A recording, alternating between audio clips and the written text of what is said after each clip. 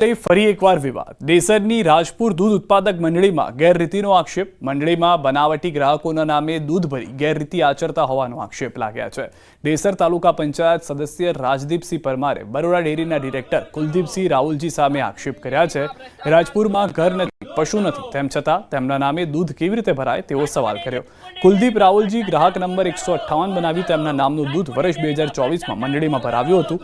આ મામલે રાજપુરના ગ્રામજન વનરાજસિંહ પરમારે પુરાવા સાથે તાલુકા પંચાયત સદસ્યને ફરિયાદ કરી હતી। તૂટતા 20 લોકોના મોત થયા, પણ તેની સાથે સાથે એક નવી સમસ્યા પણ સામે આવી છે। આ બ્રિજ આંકલવ તાલુકાને વડોદરા ગ્રામ્યને જોડતો બ્રિજ છે, જેથી આંકલવથી પાદરા જતા અનેક લોકો માટે રસ્તો બંધ થયો છે। આંકલવથી પાદરા જીઆઈડીસીમાં રોજગારી માટે જતા અનેક લોકોને મુશ્કેલી પડી રહી છે। હાલ લોકો ઉમટતા અને આસોદરથી ફરીને પાદરા સ્થિત તેમની ફેક્ટરીમાં જવું ખર્ચાળ બન્યું છે, સાથે આવવા જવાનો સમય પણ વધી ગયો છે, જેથી પાદરા જીઆઈડીસીમાં કામ કરતા આંકલવ તાલુકાના યુવાનોની હાલત દયનીય બની છે। તો આંકલવના ખેડૂતો જે પાદરા શાકભાજી વેચવા જતા તેમને પણ ફરીને જવું પડી રહ્યું છે, જેના કારણે તેમની પણ મુશ્કેલી વધી છે। ગંભીરા બ્રિજ એ આંકલાવ તાલુકાના બોરસદ તાલુકાના અસંખ્ય યુવાનો માટે જીવાદોરી સમાન હતો, કારણ કે અહીંના આંકલાવ અને બોરસદ તાલુકાના અસંખ્ય યુવાનો રોજગારી માટે આ બ્રિજ ઉપરથી એમના વાહન લઈ સામે પાદરા વિસ્તારમાં જતા। હાલથી 80 કિલોમીટરનું અંતર કાપીને જઈએ છીએ કે અમે 2 કલાક જવાના 2 કલાક આવવાના, 500 રૂપિયા હાજરી। શું અમે ત્યાં આગળ 300 રૂપિયા ટિફિન ખાવા ત્યાં આગળ જઈએ? મારી ગણતરીમાં 4 થી 5000 યુવાનો અહીં રહીને આ ગંભીરા બ્રિજ ઉપર નોકરી જતા હતા। બ્રિજ તૂટતા રસ્તો બંધ થયો છે, એમની રોજગારી છીનવાઈ છે। જનક જાગીરદાર, ન્યૂઝ 18 ગુજરાતી, ગંભીરા। હવે જ્યાંથી બ્રિજ તૂટ્યો છે ત્યારથી મોટાભાગે ખેડૂતોને નુકસાન છે। અહીંયાથી ટ્રાન્સપોર્ટ માટે હવે ઉમેટા બ્રિજ ફરીને જવું પડે છે, તેમાંથી ખેડૂતોને વધારે પડતા ભાડા ચૂકવવા પડે છે।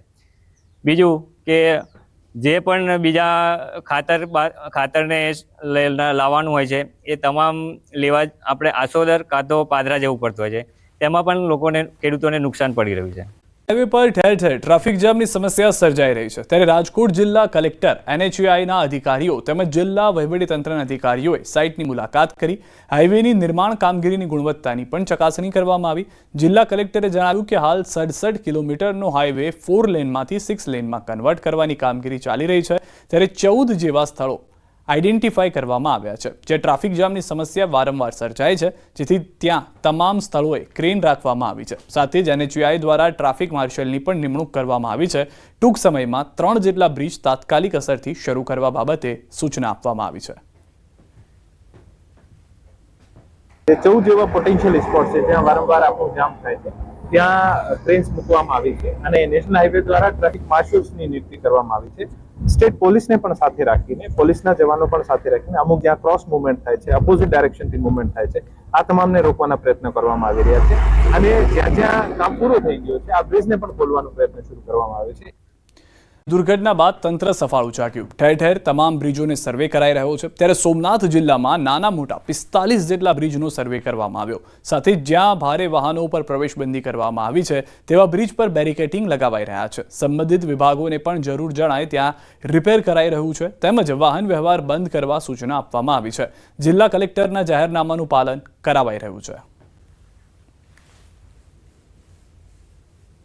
ભારે વાહનો પ્રવેશ ના કરી શકે એટલા માટે ત્યાં બેરિયર લગાવવાનું કામ પણ અત્યારે પ્રગતિમાં છે, જેથી કરીને એ જાહેરનામાનો ભંગ ના થાય અને જાણતા અજાણતા કોઈ દુર્ઘટના ના થાય, એટલે એ તમામ પુલોના બંને છેડે ઉપર આપણે ભારે વાહનો પ્રવેશી ના શકે તે માટે એના બેરિયર્સ લગાવવામાં આવી રહ્યા છે। દુર્ઘટના બાદ તંત્ર સફાળું ચાક્યું, ઠેર ઠેર તમામ બ્રિજોને સર્વે કરાઈ રહ્યો છે, ત્યારે સોમનાથ જિલ્લામાં નાના મોટા 45 જેટલા બ્રિજનો સર્વે કરવામાં આવ્યો।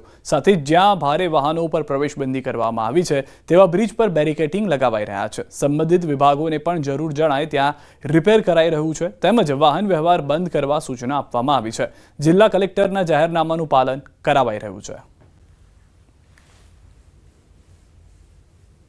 ભારે વાહનો પ્રવેશ ના કરી શકે એટલા માટે ત્યાં બેરિયર લગાવવાનું કામ પણ અત્યારે પ્રગતિમાં છે, જેથી કરીને એ જાહેરનામાનો ભંગ ના થાય અને જાણતા અજાણતા કોઈ દુર્ઘટના ના થાય, એટલે એ તમામ પુલોના બંને છેડે ઉપર આપણે ભારે વાહનો પ્રવેશી ના શકે તે માટે એના બેરિયર્સ લગાવવામાં આવી રહ્યા છે।